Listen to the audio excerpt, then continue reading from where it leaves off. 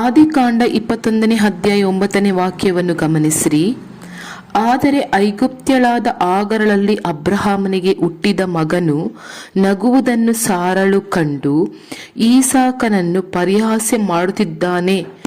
ಆಗರಳ ಮಗನಾದ ಇಸ್ಮಾಯಿಲ್ ಅವನು ಬಂದು ಪರಿಹಾಸ್ಯ ಮಾಡಿದ ಕೂಡಲೇ, ಅಂದರೆ 21ನೇ ಅಧ್ಯಾಯ 10ನೇ ವಾಕ್ಯದಲ್ಲಿ, ಅಬ್ರಹಾಮನಿಗೆ ಈ ದಾಸಿಯನ್ನು ಅವಳ ಮಗನನ್ನು ಹೊರಗೆ ಹಾಕು, ಈ ದಾಸಿಯ ಮಗನು ನನ್ನ ಮಗನಾದ ಈಸಾಕನೊಂದಿಗೆ ಬಾಧ್ಯನಾಗಬಾರದು, ಅಂದ್ರೆ ಹೊಂದಾಣಿಕೆಯಾಗಬಾರದು, ಒಟ್ಟಿಗೆ ಬೆಳೆಯಬಾರದು ಎಂದು ಸಾರಳು ಹೇಳಿದಳು. 11ನೇ ವಾಕ್ಯದಲ್ಲಿ, ಮಗನ ದೆಸೆಯಿಂದ ಈ ಮಾತು ಅಬ್ರಹಾಮನಿಗೆ ಬಹು ದುಃಖವನ್ನು ಹುಟ್ಟಿಸಿತು. ಅಂದರೆ ಇಸ್ಮಾಯಿಲಿನ ಅವನ ಮಗ ತಾನೆ, ಅದರಿಂದ ಸಾರಳು ಹೇಳಿದ ಮಾತಿನಿಂದ ಅಬ್ರಹಾಮನಿಗೆ ತುಂಬಾ ದುಃಖ ಹುಟ್ಟಿಸಿತು. ಸಾರೆಯಳ ಮಾತು ಅಬ್ರಹಾಮನನ್ನು ತುಂಬಾ ದುಃಖ ಪಡಿಸುತ್ತಾ ಇದೆ. ಸಾರಳು ಯೋಚಿಸುತ್ತಾ ಇಲ್ಲ, ಇಸ್ಮಾಯಿಲ್ ಹೇಗೆ ಬಂದ? ಸಾರಳ ನಿಮಿತ್ತವಾಗಿಯೇ ಬಂದ. ಅಬ್ರಹಾಮನೇನು ಕೇಳಲಿಲ್ಲ ತಾನೆ. ಸಾರಳೆ ಕೊಟ್ಟು ಸಾರಳ ನಿಮಿತ್ತವಾಗಿ ಇಸ್ಮಾಯಿಲನ್ನು ಬರುತ್ತಿದ್ದಾನೆ. ಈಗ ಇಸ್ಮಾಯಿಲನ್ನು ಬಂದು ಈಸಾಕನನ್ನು ಗೇಲಿ ಮಾಡಿದ ನಿಮಿತ್ತವಾಗಿ ಕೋಪ ಬರುತ್ತಿದೆ ಸಾರಳಿಗೆ. ಏಕೆಂದರೆ ಇವನು ನನ್ನ ಮಗನು, ಅವನು ದಾಸಿಯ ಮಗನು, ಆದ್ದರಿಂದ ಅವನನ್ನು ಹೊರಗೆ ಎಂಬುದಾಗಿ ಸಾರಳು ಅಬ್ರಾಹ್ಮನ ಕೂಡ ಜಗಳ ಆಡುವಾಗೆ ಮಾತನಾಡುತ್ತಾ ಇದ್ದಾಳೆ. ಈಗ ಇವನು ಅಂದರೆ ಇಸ್ಮಾಯಿಲ್ ಬಂದು ಇವಳಿಗೆ ಅಂದರೆ ಸಾರಳಿಗೆ ಮಗನಲ್ಲ, ಆದರೆ ಅಬ್ರಾಹ್ಮನಿಗೆ ಅವನು ಅಂದರೆ ಮಗನಾಗಿದ್ದಾನೆ ಇಸ್ಮಾಯಿಲ್. ಅವನು ಅಬ್ರಹಾಮನಿಗೆ ಮಗ ಆದ್ದರಿಂದ ತನ್ನ ಮಗನ ಕುರಿತಾಗಿ ಹೇಳಲ್ಪಟ್ಟಂತಹ ಆ ಮಾತು ಅವನಿಗೆ ಬೇಸರ ತಂದಿತ್ತು, ಅಂದರೆ ಅಬ್ರಹಾಮನಿಗೆ ಬೇಸರ ತಂದಿತ್ತು. ಅದನ್ನು ಬಂದು ಯೋಚಿಸಲೇ ಇಲ್ಲ ಸಾರಳು. ನನ್ನ ಗಂಡನಿಗೆ ಅಬ್ರಹಾಮನಿಗೆ ದುಃಖ ಆಗುತ್ತಿದೆ ಎಂದು ಒಂದು ಮಾತು ಕೂಡ ನೆನೆಸದೆ ಮಾತನಾಡಿಬಿಟ್ಟಳು.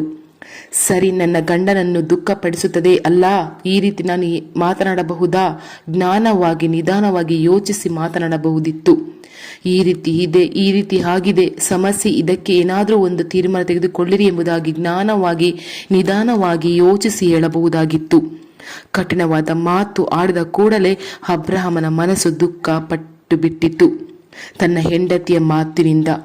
ಆದ್ದರಿಂದ ಕೆಲವು ಸಮಯ ಗಂಡನ ಮಾತು ಹೆಂಡತಿಯನ್ನು ದುಃಖಪಡಿಸುತ್ತದೆ, ಕೆಲವು ಸಮಯ ಹೆಂಡತಿಯ ಮಾತು ಗಂಡನನ್ನು ದುಃಖಪಡಿಸುತ್ತದೆ. ತುಂಬಾ ಎಚ್ಚರಿಕೆಯಿಂದ ಇರಬೇಕು ನಾವು. ಮಾತುಗಳನ್ನು ಉಪಯೋಗಿಸುವುದರಲ್ಲಿ ಆವಾಗಲೇ ಕುಟುಂಬದಲ್ಲಿ ಸಂತೋಷವಾಗಿರುತ್ತದೆ. ಇಲ್ಲದೆ ಇದ್ದರೆ ಆ ಕುಟುಂಬ ಬಾಧಿಸಲ್ಪಡುತ್ತದೆ. ನಿಮ್ಮ ಕುಟುಂಬದಲ್ಲಿ ಪ್ರಾರ್ಥನೆಯನ್ನು ಬಾಧಿಸಲ್ಪಡುತ್ತದೆ. ಸಂತೋಷ ಇಲ್ಲದ ರೀತಿ ಆಗಿಬಿಡುತ್ತದೆ. ಯಾರಾದರೂ ಒಬ್ಬರು ಕಠಿಣವಾಗಿ ಮಾತನಾಡಿ ಬಿಟ್ಟರೆ ನೀವು ತುಂಬಾ ಗಮನ ಹರಿಸಬೇಕು, ಮಾತಿನಲ್ಲಿ ಗಮನದಿಂದ ಇರಬೇಕು. ಓಕೆನಾ ಡಿಯರ್ ಗಾಡ್ಸ್ ಚಿಲ್ಡ್ರನ್? ಈಗ ನೋಡಿ, ಕೂಡಲೇ ಅಬ್ರಾಹ್ಮನ ಮನಸ್ಸಿನಲ್ಲಿ ದುಃಖ ಹುಟ್ಟಿದ ಕೂಡಲೇ ಕರ್ತರು ಅದನ್ನು ಗಮನಿಸುತ್ತಿದ್ದಾರೆ. ನೀವು ತಿಳಿದುಕೊಳ್ಳಬೇಕು, ನಿಮ್ಮ ಫ್ಯಾಮಿಲಿನಲ್ಲಿ ಪ್ರಾರ್ಥಿಸುವಾಗ ಮಾತ್ರ, ನೀವು ಚರ್ಚಿಗೆ ಹೋಗುವಾಗ ಮಾತ್ರ ದೇವರು ಕುಟುಂಬವನ್ನ ಗಮನಿಸುತ್ತಾರೆ ಎಂಬುದಾಗಿ ನೆನೆಸಬೇಡಿರಿ. ನೀವು ಜಗಳ ಆಡಿದರೂ ದೇವರು ಗಮನಿಸುತ್ತಾರೆ. ನೀವು ಮನಸ್ಸಿನಲ್ಲಿ ಗುಣಗುಟ್ಟುತ್ತೀರಾ, ಅದನ್ನು ದೇವರು ಗಮನಿಸುತ್ತಾರೆ. ಕಿಚನ್ ನಲ್ಲಿ ಕೂತುಕೊಂಡು ಗುಣಗುಟ್ಟುತ್ತಿದ್ದೀರಾ, ನೋಡಿ, ಅದು ದೇವರು ನೋಡುತ್ತಾರೆ.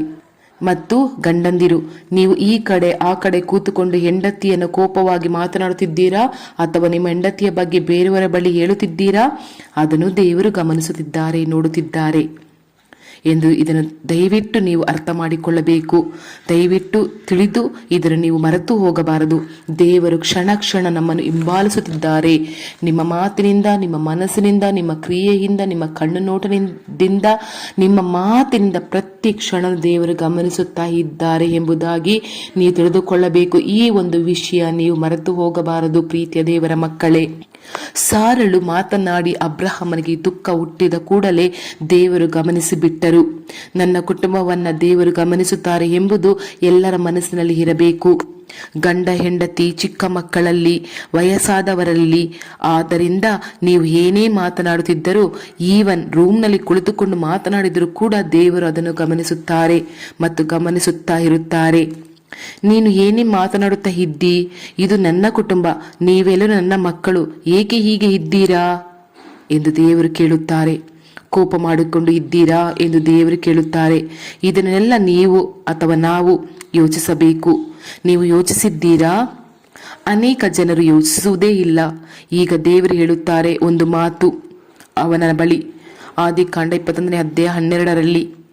ಆದರೆ ದೇವರು ಅವನಿಗೆ, ಮಗನ ಮತ್ತು ದಾಸಿಯ ದೆಸೆಯಿಂದ ನಿನಗೆ ಕರೆಯಾಗಬಾರದು, ಅಂದರೆ ಕಿರಿಕಿರಿಯಾಗಬಾರದು. ದೇವರು ಸಂತೈಸುತ್ತಾ ಇದ್ದಾರೆ ಅಬ್ರಾಮನನ್ನು. ಅವನ ಮನಸ್ಸು ದುಃಖಪಟ್ಟಿ ಬಿಟ್ಟಿತು. ಸಾರಳು ಹೇಳಿದ ಮಾತಿನಿಂದ ಈಗ ಕರ್ತರು ಬಂದು ಸಂತೈಸುತ್ತಾ ಇದ್ದಾರೆ. ಸಾರಳು ಹೇಳಿದರಿಂದ ನೀನು ದುಃಖ ಪಡಬೇಡ ಎಂಬುದಾಗಿ ಹೇಳಿ, ಸಾರಳು ಹೇಳಿದಂತೆಯೇ ಮಾಡು, ಈಸಾಕನಿಂದ ಹುಟ್ಟುವವರೇ ನಿನ್ನ ಸಂತತಿ ಅನ್ನಿಸಿಕೊಳ್ಳುವರು ಹಾಗಂತ ಹೇಳಿದರು. ಇವಾಗ ನೋಡಿ ದೇವರ ಮಕ್ಕಳೇ, ಯಾಕೆ ದೇವರು ಆ ರೀತಿ ಹೇಳುತ್ತಾ ಇದ್ದಾರೆ ಗೊತ್ತೇ ನಿಮಗೆ? 16ನೇ ಅಧ್ಯಾಯದಲ್ಲಿ ಸಾರಳು ಹೇಳಿದ ಕೂಡಲೇ ಕರ್ತನ ಬಳಿ ಕೇಳದೆ ದಾಸಿಯನ್ನು ಮದುವೆ ಮಾಡಿಕೊಂಡು ಈಗ ದೇವರು ಅದನ್ನು ಹೇಳಿ ತೋರಿಸುತ್ತಾ ಇದ್ದಾರೆ. ನೀನು ಆ ದಿನ ನನ್ನ ಹತ್ತಿರ ಕೇಳಿದ್ದೀಯಾ? ನೀನು ಸಾರಯಳು ಒಂದು ಆಲೋಚನೆ ಕೊಟ್ಟರೆ ನೀನು ನನ್ನ ಬಳಿ ಬಂದು ಕೇಳಬೇಕಿತ್ತಲ್ಲವೇ? ನಿನ್ನಷ್ಟಕ್ಕೆ ನೀನು ತೀರ್ಮಾನ ಮಾಡಿಬಿಟ್ಟಿದ್ದೀಯಲ್ಲವೇ? ಸಾರಯಳು ಹೇಳಿದನ್ನ ಕೇಳಿ ಈಗಲೂ ಕೂಡ ಸಾರಯಳು ಹೇಳಿದ ಮಾತನ್ನು ಕೇಳು. ಆ ದಿನ ಅವಳ ಮಾತು ಕೇಳಿದೆ ಅಲ್ಲವೇ? ಈ ದಿನ ಕೂಡ ಅವಳ ಮಾತನ್ನು ಕೇಳು ಎಂಬುದಾಗಿ ದೇವರು ಅಬ್ರಹಾಮನಿಗೆ ಹೇಳುತ್ತಿದ್ದಾರೆ. ದೇವರು ಹಾಗೇನೆ ನಾವು ಮಾಡಿದ ತಪ್ಪಿಗೆ ಅದರಲ್ಲೇ ಸಿಕ್ಕಿಸಿ ಬಿಡುತ್ತಾರೆ. ಅವಳ ಮಾತನ್ನು ಕೇಳಿ ತಪ್ಪು ಮಾಡಿದೆ, ಈಗ ನೋವನ್ನು ಅನುಭವಿಸುತ್ತಾ ಇದ್ದೀಯಾ ಅಲ್ಲವೇ? ನನ್ನ ಹತ್ತಿರ ಆ ದಿನ ಆಲೋಚನೆ ಸಜೆಷನ್ ಕೇಳಿದಿದ್ದರೆ ನಾನು ನಿನ್ನ ಹತ್ತಿರ ಮಾತನಾಡುತ್ತಿದ್ದೆ, ನೀನು ಸಾರಯಳ ಹತ್ರ ಬಳಿ ಬಂದು ಮಾತನಾಡಬಹುದಾಗಿತ್ತು. ಈ ಸಮಸ್ಯೆನೇ ಬರುತ್ತಾ ಇರುತ್ತಿರಲಿಲ್ಲ ಅಲ್ಲವೇ? ನೀನು ನನ್ನ ಹತ್ತಿರ ಆಲೋಚನೆ ಕೇಳಲಿಲ್ಲ, ನಿನ್ನ ಹೆಂಡತಿ ಹೇಳಿದ ಮಾತನ್ನು ಕೇಳಿದ ಕೂಡಲೇ ಹಾಗೇನೆ ಅವಳ ಮಾತಿಗೆ ವಿಧಿಯನ್ನು ಆಗಿಬಿಟ್ಟೆ. ಹಾಗಾದರೆ ದೇವರು ಏನು ನೆನೆಸುತ್ತಾರೆ ಎಂದು ಆಲೋಚನೆ ಮಾಡದೆ ಈಗ ನೀನು ಹೆಂಡತಿ ಹೇಳಿದ ಕೂಡಲೇ ದುಃಖ ವೇದನೆ ಯಾಕೆ ಪಡುತ್ತಿದ್ದೀಯಾ ಅಲ್ಲವಾ? ಈಗಲೂ ಕೂಡ ಅವಳು ಹೇಳಿದಂತೆ ಕೇಳು ಹಾಗಂತ ಹೇಳಿ ದೇವರು ಹೇಳುತ್ತಾ ಇದ್ದಾರೆ. ಆದರೂ ದೇವರು ನೋಡಿರಿ, ಈ ದಾಸಿಯ ಮಗನು ನಿನ್ನಿಂದ ಹುಟ್ಟಿದವನಾದ್ದರಿಂದ ಅವನಿಂದಲೂ ಜನಾಂಗವಾಗುವಂತೆ ಮಾಡುವೆನು ಎಂಬುದಾಗಿ ಹೇಳಿದರು. ಎಷ್ಟು ಒಳ್ಳೆಯ ದೇವರು ಅಲ್ಲವೇ? ಅವರ ಬಳಿ ಏನು ಕೇಳದೆ ತಪ್ಪು ಮಾಡಿದ ಅಬ್ರಾಮನಿಗೆ ಪುನಃ ಸಂತೈಸುವಿಕೆಯ ಉತ್ತರ, ಆಶೀರ್ವಾದದ ಉತ್ತರ ದೇವರು ಸಂತೈಸುತ್ತಾ ಇದ್ದಾರೆ. ನೋಡಿರಿ, ದೇವರು ತಪ್ಪನ್ನು ಸೂಚಿಸಿ ತೋರಿಸಿ ಸಂತೈಸುವಿಕೆಯನ್ನು ಕೂಡ ಮಾಡುತ್ತಾರೆ. ನಮ್ಮ ಜೀವಿತದಲ್ಲೂ ಇದೇ ರೀತಿ ನಡೆದಿದೆ ಅಲ್ಲವೇ? ಈ ಕ್ಷಣ ಇಂದು ರಾತ್ರಿ ನಮ್ಮನ್ನೇ ಸರಿಪಡಿಸಿಕೊಳ್ಳೋಣ. ಏನೇ ನಿರ್ಧಾರ ಮಾಡುವಾಗಲೂ ದೇವರ ಬಳಿ ಕೇಳಿ ಮುಂದೆ ಹೆಜ್ಜೆ ಇಡೋಣ. ಪ್ರಾರ್ಥಿಸೋಣವೇ? ಮೊಣಕಾಲು ಊರೋಣವೇ? ಯೇಸುವೆ, ನಮ್ಮ ಜೀವಿತದಲ್ಲಿ ನಿಮ್ಮ ಬಳಿ ವಿಚಾರಿಸದೆ ಬೇರೆಯವರ ಮಾತು ಕೇಳಿ ಎಷ್ಟೊಂದೋ ವಿಷಯಗಳು ದುಡುಕಿ ತಪ್ಪು ಮಾಡಿದ್ದೇವೆ. ಕ್ಷಮಿಸು ಅಪ್ಪ, ಕ್ಷಮಿಸು ಯೇಸುವೆ. ಈ ಕ್ಷಣ ಇಂದು ರಾತ್ರಿ ನೀವು ನಮ್ಮನ್ನು ಕ್ಷಮಿಸಬೇಕು. ನಮ್ಮನ್ನೇ ನಾವು ನಿಮಗೆ ಒಪ್ಪಿಸಿಕೊಡುತ್ತೇವೆ. ಇನ್ನು ಮುಂದೆ ನಿಮ್ಮ ಬಳಿ ಕೇಳದೆ ಯಾವ ನಿರ್ಧಾರ ಮಾಡುವುದಿಲ್ಲ ಅಪ್ಪ. ನಾವು ಮಾಡಿದ ತಪ್ಪಿಗೆ ನಮ್ಮನ್ನು ಕ್ಷಮಿಸಿರಿ. ಆ ತಪ್ಪನ್ನು ಸರಿಪಡಿಸಿಕೊಡಿ.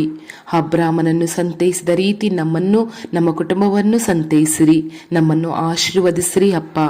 ಯೇಸು ಕ್ರಿಸ್ತನ ನಾಮದಲ್ಲಿ ಆಮೇನ್, ಆಮೇನ್ ತಂದೆಯೇ. Thank you Lord Jesus Christ.